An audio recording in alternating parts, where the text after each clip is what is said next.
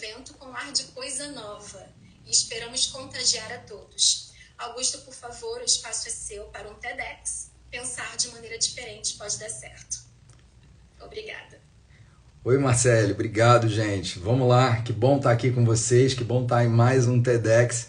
É difícil separar em 18 minutos um tema que eu adoro tanto. Então, é um prazer.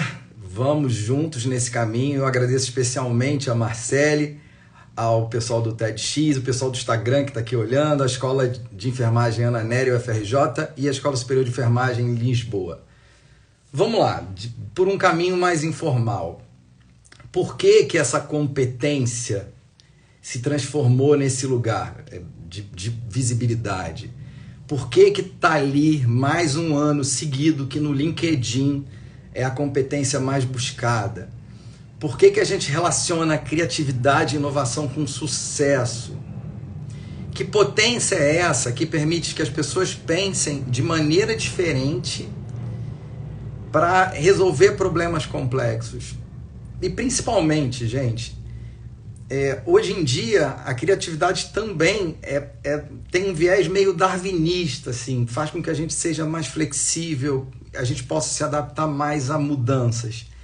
E um exemplo claro disso é o que a gente está fazendo aqui agora. Vocês estão no meu quarto, é o primeiro TEDx que eu faço que as pessoas vêm para minha casa. Então, essa criatividade ela foi fundamental para a criação da internet, do telemóvel ou do smartphone. Então, olha esse exemplo aqui. Eu estou em Lisboa e vocês estão dentro da minha casa. Mas é interessante assim para a gente quebrar alguns paradigmas. Então, eu vou trazer um pouco de estrutura, vou falar de alguns autores, mas sempre com um viés muito prático. E a gente termina no ChatGPT, tá bom?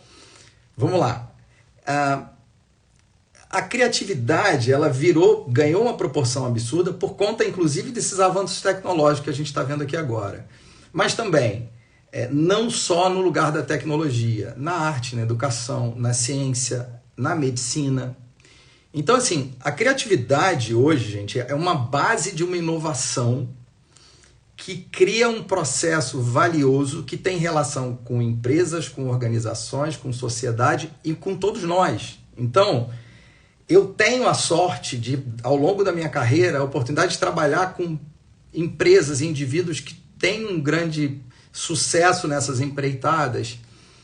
E uma das coisas que eu aprendi é que isso não é um dom de algumas poucas pessoas. Deus tem mais o que fazer. Então, todos somos criativos. E aí a linha do autor que eu mais endosso e que eu mais gosto, no final, que eu vou falar, é uma potência que vem com a gente. Então,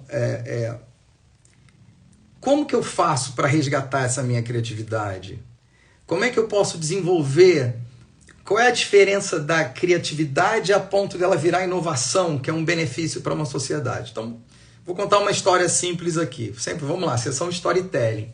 Eu era uma criança estranha, feia, tímido patológico. Uma orelha que a minha mãe colocou esparadrapo e o médico brigou com ela. Eu tinha uma timidez que eu lembro que era desesperadora, a ponto da tia no colégio falar assim, vou fazer a chamada. Eu começava a tremer em pensar que ela ia fazer a chamada, porque o meu nome seria o primeiro, Augusto. A não ser que tivesse algum Abraão na turma, Augusto seria o primeiro e a turma toda ia olhar para ele. Naquela época não existia bullying, então eu me sentia, depois na adolescência, aquela fase que você não sabe se você é criança ou adulto, eu precisava de um lugar. Então eu tentava usar a comunicação e ser engraçado para eu ser aceito. E eu lembro que na minha casa a minha mãe falava, esse moleque fala pra caramba. Nunca com o intuito de tolir. Então, o engraçado desse processo, e é engraçado que eu também achei há poucos meses, uma fita cassete que eu tinha feito, meu pai tinha gravado, eu cantando o hino nacional, pequenininho, errando todas as palavras, com toda a entonação. Então, esse processo foi desenvolvido na minha casa. Hoje eu trabalho com comunicação, sou um professor de comunicação. Passei pelo marketing, estou agora na psicanálise com o meu orientador, o André Martins, na UFRJ. Então o tema criatividade e comunicação, até pela minha história, elas estão intimamente ligados. Então é um tópico do meu interesse. E aí eu trago isso aqui já fazendo alguns questionamentos para a gente, assim, por que uma criança fala com seus amigos invisíveis, dança, conversa, pega um pedaço de papel, ela cria um avião, e com o tempo a gente vai ignorando esse nosso potencial criativo. E aí tem umas pesquisas que mostram que os 5 anos, e aí essa idade é simbólica talvez pelas fases freudianas, né? Eu tenho 92% de criatividade. Aí quando eu chego aos 21, essas pesquisas mostram que é aproximadamente 12%. E aí, o que aconteceu nesse caminho? O que a gente deixou de lado? Por que a minha subjetividade foi jogada por algum canto? E eu fui pesquisar autores para trazer aqui para vocês, que eu já falava isso em aula, mas que funcionasse dentro desses 18 minutos. E um deles, de um nome extremamente engraçado, Mihaly Csikszentmihalyi, criou o conceito de flow, que sugere que essa criatividade acontece quando a gente está intimamente envolvido com alguma coisa, com uma atenção, com uma habilidade. Eu estou preso naquele lugar.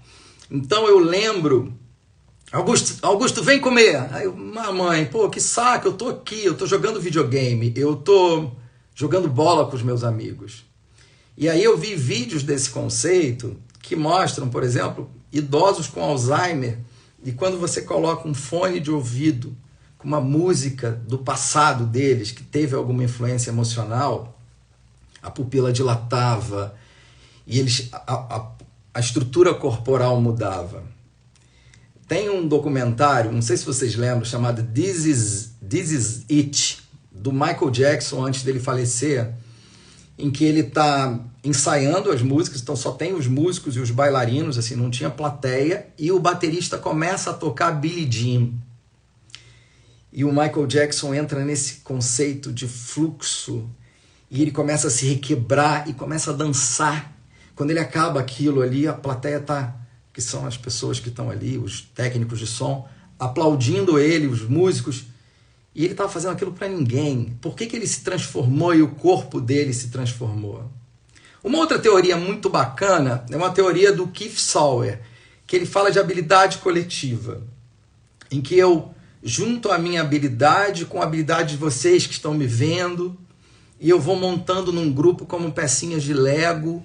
E ele fala que a criatividade é um processo social. Então o homem ele é mais forte com outro homem. Homem, mulher. Eu estou usando aqui a figura do símbolo que Spinoza falava.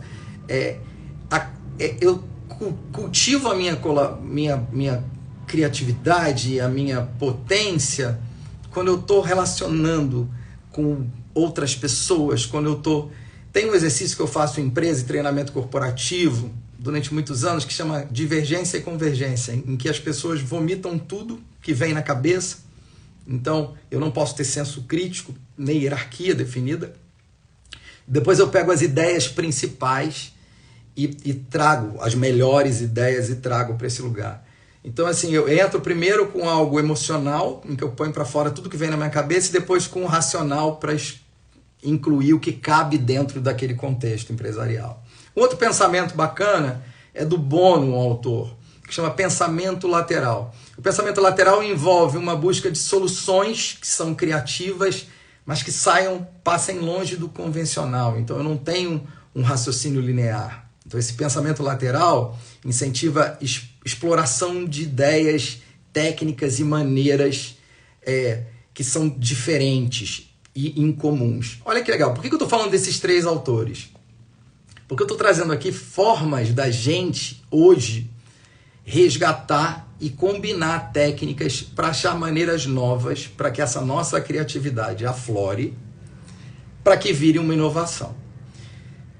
As 2 últimas eu apliquei muito em empresa, porque o tema é um tema que eu gosto, que é essa relação da comunicação com inovação, que chama Lego Serious Play.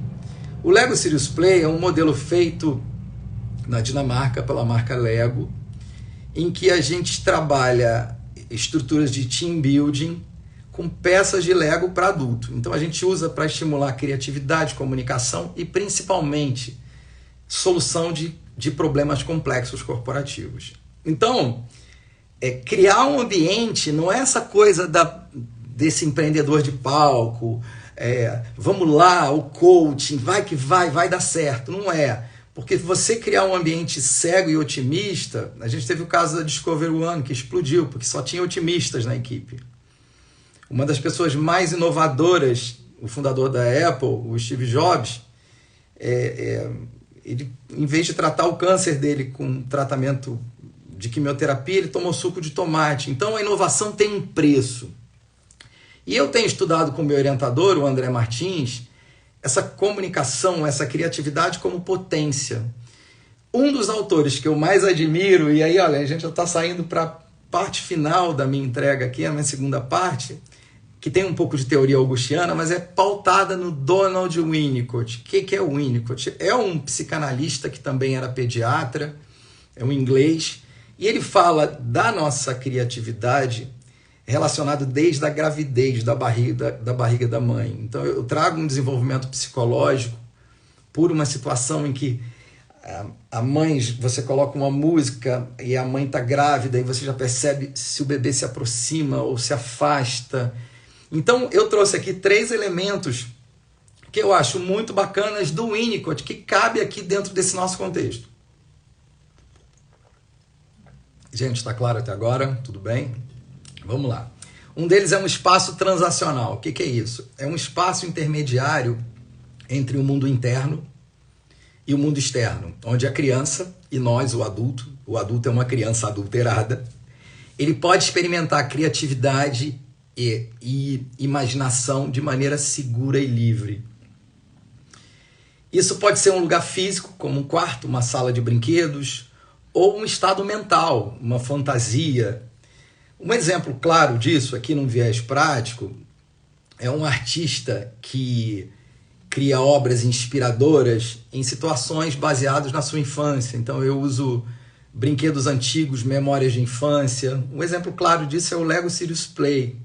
Quando eu coloco o executivo, eu coloco um diretor, um presidente dentro da empresa ali, eu falo, não racionaliza, você não é diretor aqui, coloca a mão nas peças, cria um ambiente propício e provoco eles para que a mão pense por si só e construa um modelo, você vê resultados lindos e verdadeiros, para o bem e para o mal. Então, por exemplo, eu vejo um diretor que diz que a minha empresa tem um foco aqui em funcionários, a gente tem um foco em gente, nosso RH não é mais recursos humanos, é gente.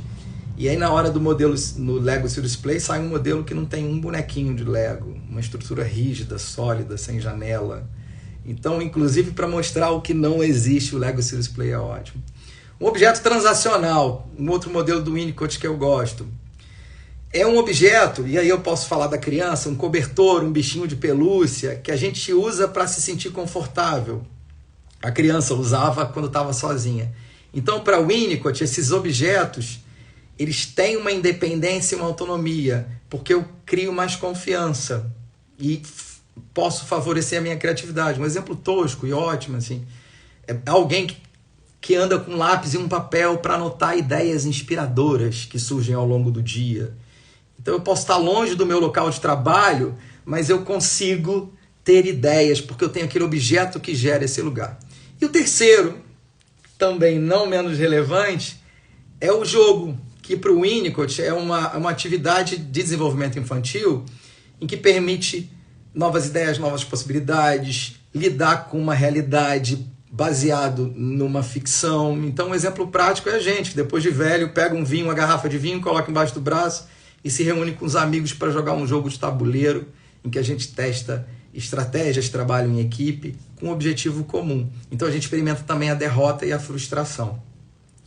Essa capacidade do Winnicott de manipular objetos, ele acreditava, e eu também, que está intimamente ligado com a capacidade de imaginativa, gente, de ser flexível. Então, em outras palavras, é usar de maneira criativa o não convencional. Você vê que tem relação com os autores anteriores que eu trouxe. Então, por exemplo, eu fui no LAC aqui, que é um museu, no fim de semana. Então, você pega uma cadeira de cabeça para baixo, você pega outras posições e usos para uma ferramenta. Então, alguém que pega uma linha de móveis, um designer que pega uma linha de móveis e materiais não convencionais e aproveita as características disso aí. Aqui em Portugal tem a Renova, que é uma fábrica de papel higiênico. Então a Renova é aquele papel higiênico, quem está no Brasil talvez não conheça, mas é aquele papel higiênico preto que você viu, colorido. A ideia veio do presidente da Renova quando ele estava vendo um espetáculo do Cirque du Soleil e ele viu tecidos coloridos e ele criou isso como um processo criativo. Então algo pequeno, e ele ganhou prêmios internacionais, a marca ganhou uma visibilidade absurda. Então para o Winnicott, a criatividade vem desses conceitos. Então a partir dessa ideia a gente explora caminhos e possibilidades da nossa vida cotidiana para a gente enfrentar os desafios com soluções inovadoras. E aí, gente, para finalizar, eu queria... o Winnicott traz aspectos, e eu vou trazer um pouco de teorias augustianas aqui, que é o conceito de mãe suficientemente boa, que é o good enough, que ele chama, né? Que é a parte da criatividade que vem de casa. Então, se eu tenho em casa um ambiente acolhedor, um ambiente em que o bebê e a criança ele experimenta processos e depois se relaciona com o mundo, eu tenho chance de chegar lá nos 21 anos com mais potência nessa minha relação com o mundo. E não... Por quê, gente? Porque assim, cada um de nós vem com essa força, ela é própria de nós desde o nosso nascimento. Parte disso tem relação com como eu interajo com o mundo. E de acordo com esse autor, como o mundo nos acolhe vai fazendo com que a gente se desenvolva ou a gente bloqueie isso. Agora, também influencia fatores culturais e ambientais, intelectuais. Alguém que nasceu em Portugal é diferente de alguém que nasceu no Brasil. E um dos aspectos que eu acho muito legais da criatividade, que eu acredito, e aí talvez seja uma teoria augustiana e ele também cita, é que a criança ela é naturalmente apaixonada, é curiosa, ela pega os objetos na fase do Freud, coloca na boca. Então, ela tem uma curiosidade em relação ao mundo. Então, ser curioso é um dos aspectos, para mim, de potência na criatividade. Então, você está vendo que não tem nada de preciso de algo extremamente inovador, carro voador. Então, basta eu me sentir pleno. Então eu posso ser potente e pleno e criativo lavando louça, mexendo numa planilha no Excel. Trazendo aqui para a vida real, para a gente já finalizar o nosso encontro, então assim, eu reforço a tecnologia como forma de expressão. O TikTok deve ser estimulado. Quando eu comecei a estudar comunicação e oratória, eu precisava do palco. Hoje o palco está no meu bolso, está no meu telemóvel, está no meu celular. Então, a partir do momento que a minha comunicação ela não é usada contra mim, eu vou relaxando e me aproximando do meu eu, da minha potência, da minha... E aí eu jogo para o lado a ansiedade, a angústia, a tensão, o medo do erro. Em empresa eu vejo isso. Eu tenho hierarquias rígidas. Eu não vou ter potencial de criatividade porque o meu erro tem um custo. Quanto mais eu me aproximo da minha potência, menos defesa psíquica eu uso. Então eu sinto prazer por estar fazendo parte daquele conjunto. Para finalizar, segura na cadeira. Gente, eu vou confessar um negócio para vocês. Eu fiz essa apresentação aqui de 18 minutos usando o ChatGPT. Sabia? 50% da minha apresentação veio no ChatGPT. Eu peguei a base do que o chat me deu, que foi uma ferramenta, e humanizei do meu jeito. Então, a parte que o GPT fez não ficou melhor do que a minha. A minha potência vem quando eu uso essa minha subjetividade como um diferencial. Se não fosse assim, a gente não precisava do Poder Judiciário, as leis já estão escritas, não é isso? Então, a nossa capacidade de pensamento crítico também é um diferencial. Inovação tecnológica melhora o nosso desempenho apenas. É como uma bicicleta. Então a gente tem que lutar por modelos de educação que incentivam análise, menos repetição, menos decoreba. Isso passa longe do modelo de mundo genuíno e original e a potência criativa de Winnicott. Porque o que está em jogo aqui é a nossa singularidade. Vou terminar com uma historinha rápida. Há 3 anos eu quase morri de Covid. Eu fiquei 19 dias internado numa UTI. Eu tenho uma doença autoimune e aí a coisa piorou. Eu fiquei com 90% do meu pulmão tomado, sem nenhuma esperança, querendo morrer. A solução era uma hiperventilação com a máscara VNI, que é aquela máscara absurda, e você fica pronado. Inúmeras pessoas da limpeza, o pessoal da enfermagem, médicos, entravam naquela sala o tempo todo e eu não via quem eram eles, eu só via os pés deles. E até eu também podia não ver o rosto, porque eles colocavam milhões de máscaras, o Covid era aquela coisa absurda, então eu não sei quem eles são. Várias pessoas eram singulares naquele momento, porque algumas encostavam em mim, sabe, e falavam, olha, falta 15 minutos para você tirar essa máscara.